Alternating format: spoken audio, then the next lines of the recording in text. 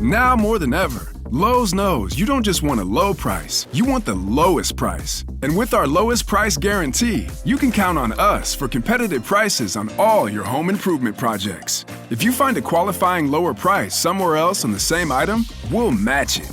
Lowe's, we help, you save. Price match applies the same item. Current price at qualifying retailers. Exclusions and terms apply. Learn how we'll match price at lowes.com/lowest price guarantee. Hey, everybody. Jada XD listeners around the Glizzobe. Yeah. We are deciding to do something new. We have a lot of stuff that you have never heard. Stuff from Beyond the Gates, aka the paywall, aka Patreon. And we realized that a lot of you have not heard this content. And so we want to unearth and give you vintage Jada XD. So we'll come out with a couple of these, what's called declassified episodes. We're taking things, that were classified and now they're not. So our producer team has picked some of our favorite moments, some of them, not all, from the pre-shows that we used to do 3 or 4 years ago that we don't do anymore. We moved on to something else. But so many other things. You got to join the Patreon. Yeah, it's so wild that 3 or 4 years ago that we did it and we moved on to now the ABC show. But you're right. Join our Patreon, join our YouTube channel. If you're on Patreon, you've seen these videos before, so you can just go and look. But those of you who have not experienced this audio, definitely enjoy. And yeah. Do we have anything else? No, we'll see you all next week for a brand new episode. Yep. Bye. Bye. So, shout out to Deborah Roberts. She's now the main anchor on 2020. We love to see Black women in media. So, let me tell you about Jamie and Jennifer Faith. Okay. This is some white mess, white evil mess. I'm intrigued. So there was this guy named Jamie, and it's so wild how it happened because everything happened during the pandemic. I don't trust white men named Jamie, but continue. Right. So in the very beginning, Jamie and his wife are going out for a walk. And during the pandemic, getting some daily fresh air around like 7 o'clock in the evening. And she walks out first with the dog. And it's all caught on the Ring camera. Okay. And he, while they're out for a walk, about 3 minutes later, Jamie gets shot point blank in the face and in the chest and in the groin. What? And Jennifer is punched and wrestled to the ground. And with her trying to escape and avoid getting robbed or whatever the fuck. While this is all going on, neighbors hear the gunshots because it's multiple and it's a quiet neighborhood in Oak Cliff, a neighborhood in Dallas. Yeah, I know it because they have a song, Oak Cliff, that's my hood. Yeah. And so this Latino man heard it and ran outside and he was like, oh shit, my neighbor is in the middle of the street dead. But he turns to the right and he sees the killer with the gun. So then he runs the fuck back inside. Mind you, this is on Ring footage. So we watching this shit to motherfucking together, right? So then afterwards, he goes, Mr. the neighbor runs and gets his gun because Texas, and then runs right outside to see what the fuck is goings on with the goings on. All while the killer goes away, runs in a pickup truck, and goes away. Mind you, has a mask on. It's COVID, so you can't see faces. So mama is just weeping, hysterical, because her husband got murdered point the fuck blank, right? So that's no accident. Right, no, if the way you kill especially somebody, the way the hits, where they at, all that, yeah.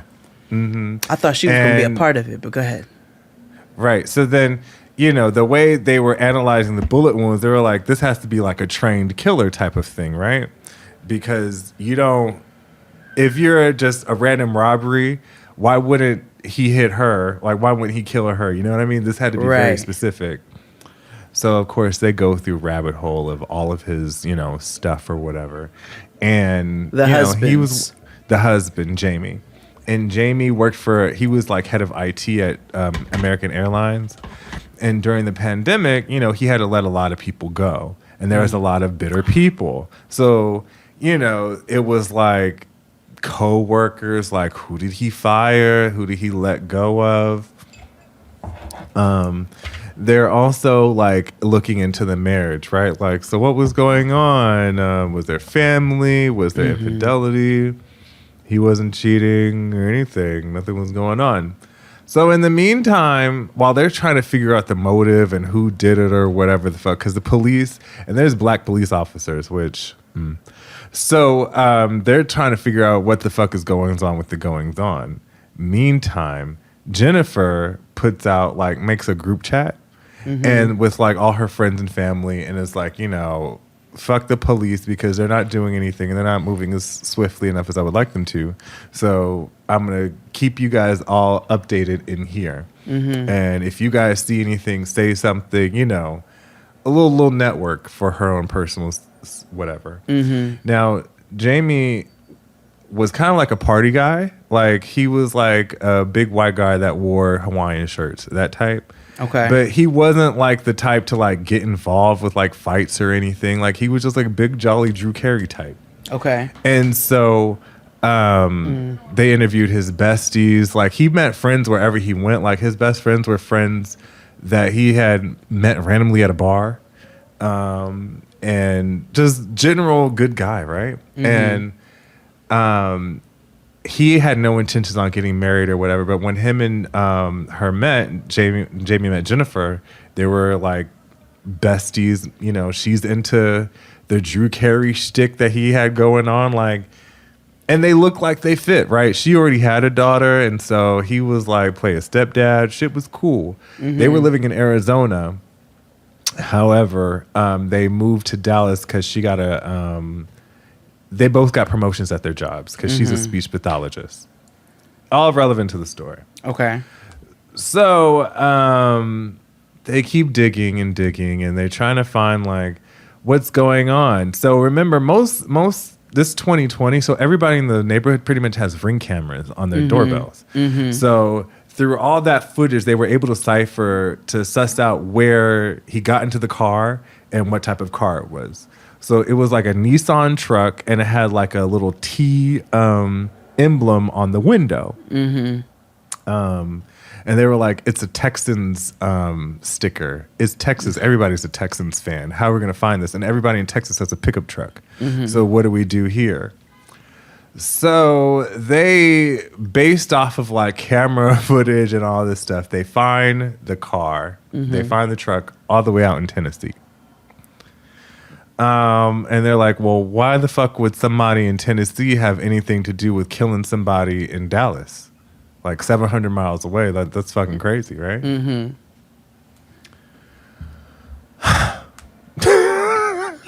Get ready. In the meantime, they remember how I said that they were from Arizona, or they had moved to Arizona. Well, when they met in Arizona, she grew up in Arizona, and she had a first love named Darren, and Darren was I think they were their first for each other and stuff like that. And after high school, it didn't work out. He ended up going into the military. And they just lost touch. And she moved and got married to Jamie and all that jazz. And so while the 20 years passed, he had joined the military. He became a Green Beret, which is a motherfucking trained killer who can train other people to train other motherfuckers to kill. He even has a Purple Heart. He got honorably discharged because he was in a vehicle that exploded. Okay. So he has tons of PTSD and a bunch of ailments that has impaired his judgment. So while he was sitting lonely in the Cribbington during the pandemic, he randomly found Jennifer's email. It was like, hey, it's been 27 years. Baby, come back. I missed you, all this good stuff. Do you know that Jennifer's response was, I have been looking and waiting for you. Right. Ooh. So, remember I said I thought, what if she had something to do with it? Right. So they are texting back and forth all day. There are some days where they exchange 600 text messages. There was a point where... How do you type that much? On Thanksgiving Day, I'm jumping ahead, but on Thanksgiving Day, they exchanged 24,000 messages between each other, between calls and text messages. 24,000? Yeah. How is that possible? Right. So they calculate like minutes and text messages and any type of if they tweeted, emailed, or whatever, right? So they'd be on the phone all day, every day. And I would be like, well, where the fuck was Jamie? Literally my next where question. Where was her husband? Because apparently she got laid off from work, so she had nothing to do, and he was the head of IT, so clearly he at work all the time for American Airlines. Okay. He's making a lot of money. He had a $400,000 insurance policy here and another $600,000 in pension here. So there's a lot of money going involved, right? So Mr. was at work. So while they're emailing and catching up over each other's lives over the last 20 years, she is telling him that she's having issues in their marriage, to the point where she says that her husband Jamie is abusing her. and this nigga is a Green Beret. Right. And so he's like, I know you into BDSM or whatever, because that was kind of thing, but she was like, no, this is abuse. So then they had a mutual friend named Robbie, and Robbie knows Jamie and all that. And for whatever reason, Darren found Robbie's email address, or it was provided to him, right? Mm-hmm. And he emails Robbie and is like, do you know what's going on with Jamie and Jennifer? He's hitting her, and she's showing him pictures of abuse marks. And Robbie's confirming it yeah, I'm concerned. There's some shit going on and I don't know what to do. And Green Beret Darren was like, well, I know what must be done. And Robbie was like, I can't tell you what to do, but if I was you, I would do the same thing. Oh, my God. There was a point. So then all of a sudden, Darren gets an email from Jamie and is like, stop emailing my wife or you're going to regret continuing to email my wife. Oh, no. So Darren continues to get emails from Jamie. I fucked your bitch and blah, blah, he's my wife, berating him. Sending him pictures, this is what I did to my wife today. My wife, but abuse. Some sick, twisted shit. What the fuck? I know. Some dark shit, right? So he was abusive? Listen to the story. Oh my God. So then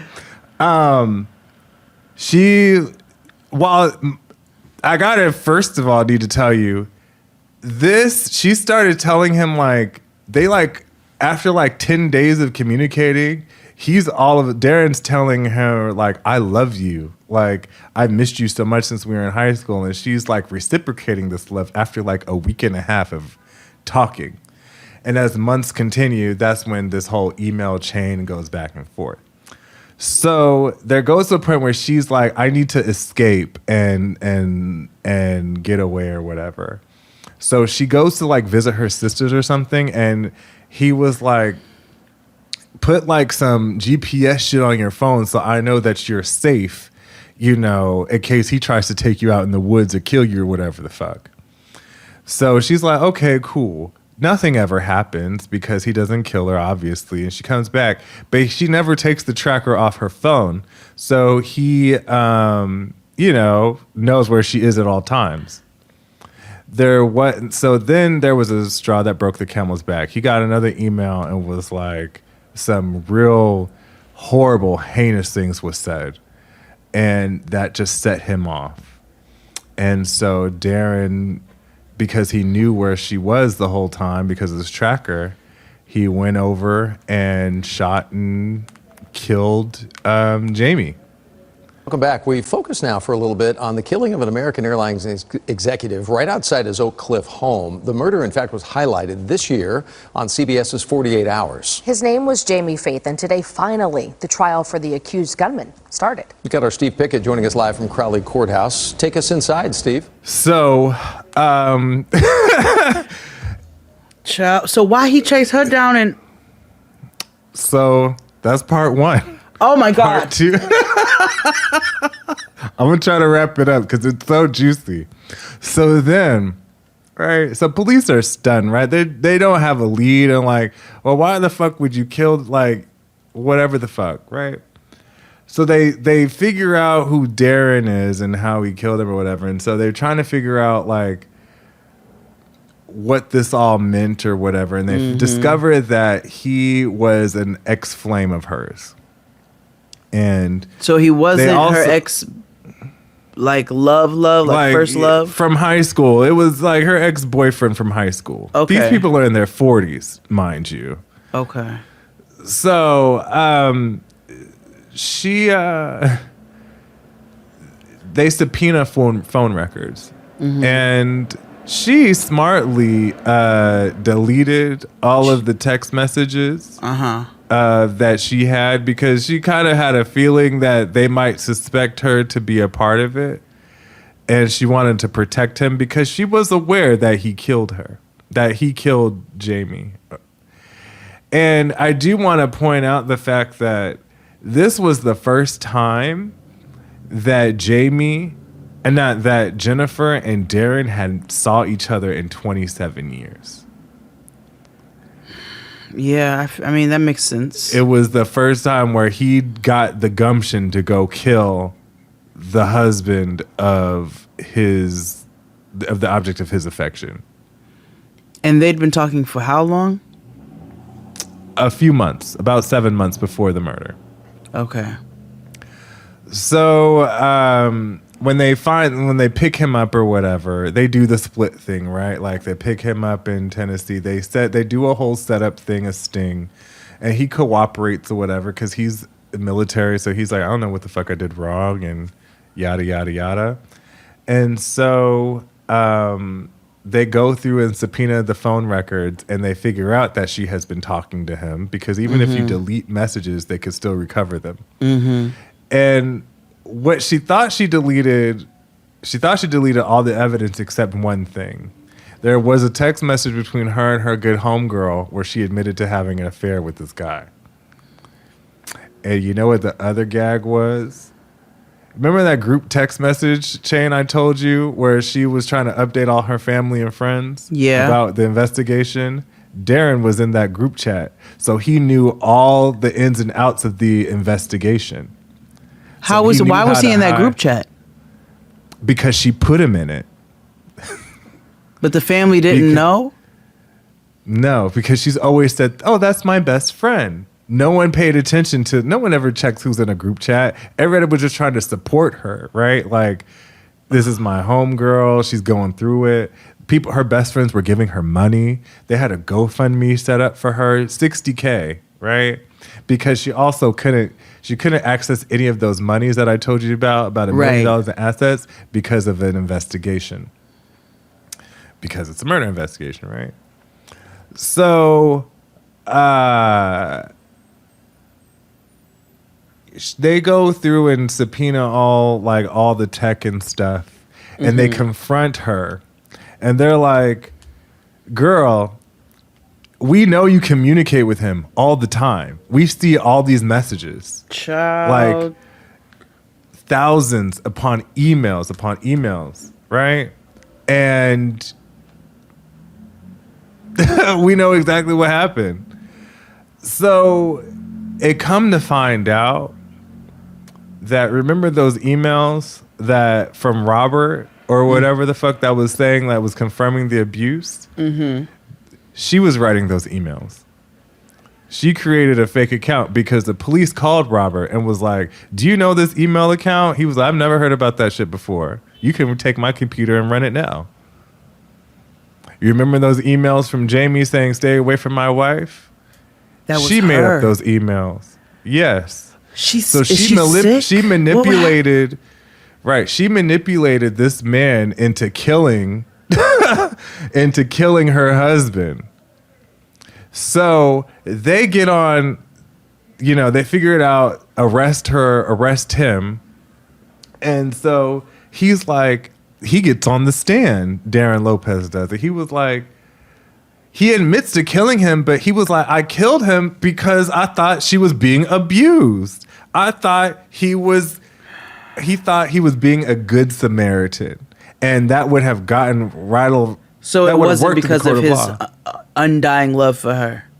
No, I mean, yes, but no, because he was under the guise that this person's being abused and I need to protect her.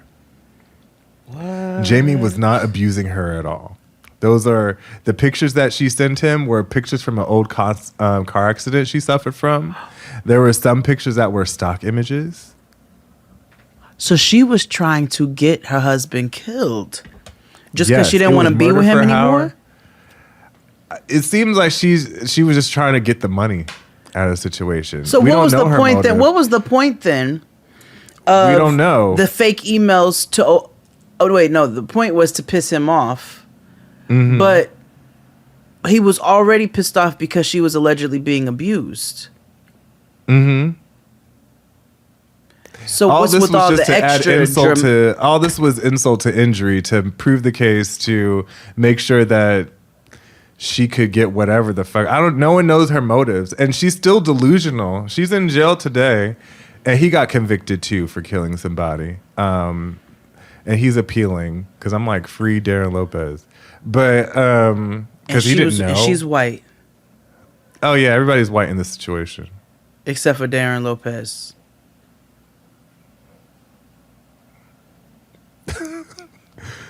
It's very complicated how you want to answer that question, but I said everybody's white in this situation.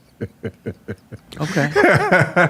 Valentina, I have to talk to you about Valentina because that was a very important conversation she had. But yes, that was a hell of a 2020. Wow. I forgot this was on 2020. Yeah. I need to watch this. It's the first episode of the season. Well, we need to watch. And I left out a bunch. So so let's chat about Monique. Yes. Yeah. So if you didn't know, Monique, I Love Us For Real, went on, she went down to the Club Shay Shay, which we should have known, like, he is no real journalist with a stupid name like that, but whatever, right? Shannon Sharpe, listen, I'll start off by saying something nice. Mm-hmm. Shannon Sharpe has been, like, post his sports career, mm-hmm. he has been consistent in the sports media realm, right? Yes. That nigga was doing commentary when I was with my ex-fiance. So Shannon Sharpe has paved his way in sports casting. Yeah. Shannon Sharpe is by no way, shape, form, or fashion a journalist. No. But he's still better than Jennifer Hudson.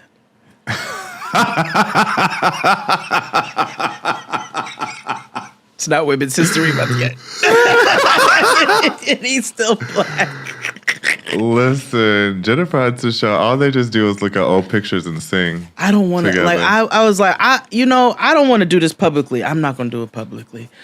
But but it popped up on my television after something else had gone off. And I was like, she's so pleasant. Yeah. But goddamn, why does this exist?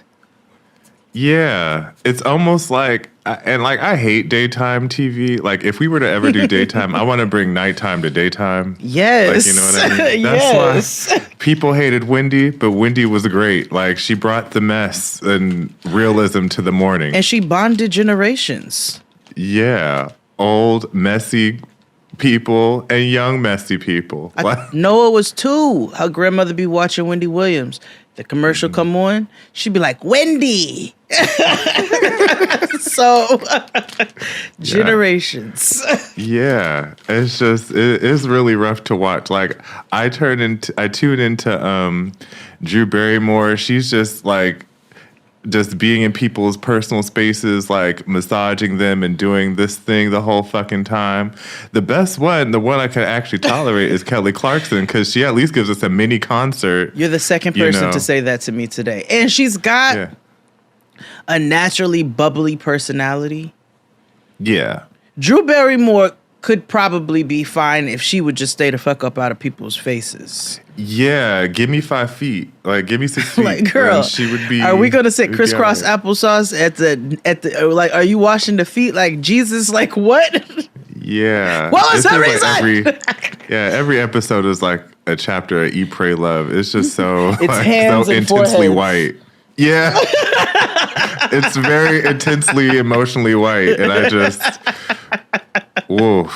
But I enjoy her, like you have to be some kind of pleasant if you was like a 13-year-old crackhead. You know what I'm saying? Like, yeah, you gotta overcome some shit, but I also wouldn't be upset if she was the opposite, because then I would understand, because you were a 13-year-old she was crackhead. allowed to go any direction.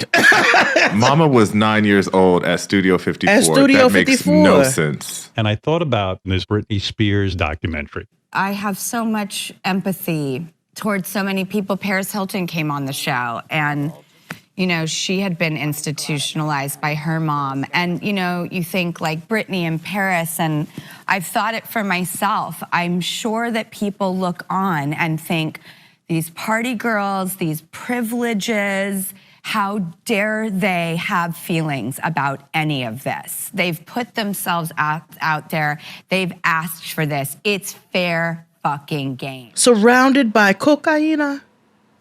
Drugs. Hello. Hello. And Just for the young people who had to go Google freebasing, go look that up. It warmed my spirit. Everybody was like, I'm 25, I'm 28. I had to go Google what the fuck that was. I'm the auntie I always wanted to be. Sit around, kids. Let me tell you about the 80s. It was some outlaw mud show shit. Let me tell you. We used to ride in the front seat when we were 6 without seatbelts, and it wasn't illegal. No, not at all. No. Not at all. Did I ever tell you about the time I rolled out of my father's work truck? I never told you that? No. Okay, hold on. Are they still there? Ever so faint. I used to have these scars on my knuckles that I guess have kind of faded. Oh no, they're still kind of there. On this one, I don't know if you all can kind of see across here. Not my freckles. I'm very freckly. So, my father has always installed floors. He's always been a contractor. So he had a truck. One day I'll tell you all about how he had to always keep his glove box open because they like to rob people in the projects. But anyway, so my father had a work truck, and in the late 80s and early 90s, there was no requirement for children to be of any particular size or anything. There weren't all these conversion seats that turned like a 4-in-1. We didn't have all of that, right? There was car seats, and then niggas, it just was what it was. We were just grateful. It was car seats and then hope. Right. And we were just, and it just glad not to be on public transportation. So my father is taking me to school. And back also, kids, cars were built differently. They were heavier and they were sturdier. But that also meant, like, you know how now if your door is not fully closed, you all have the little sign on the car that tells you this door is open, and the light won't go off? It wasn't like that in the 80s and 90s. The doors would shake. There was no indicator, and the doors would just shake and make noise if they weren't closed all the way. So we're driving, not too fast, maybe 30 miles an hour on the street. And he's like, hey, close the door. And I was like, well, you have to stop first. And he was like, just do it real fast. Like, open it and close it real fast. Well, 8-year-old Jade on picture day opened that door and rolled out like a fucking opossum. Man, this car can do all kind of things, man. Want to see? Check this out right here, homie. So what you doing, man?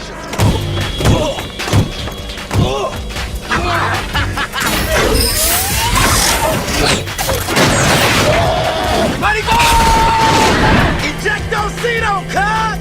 It worked! I literally opened the door and woof, I was yanked out of the car and tumbled down a street with cars coming.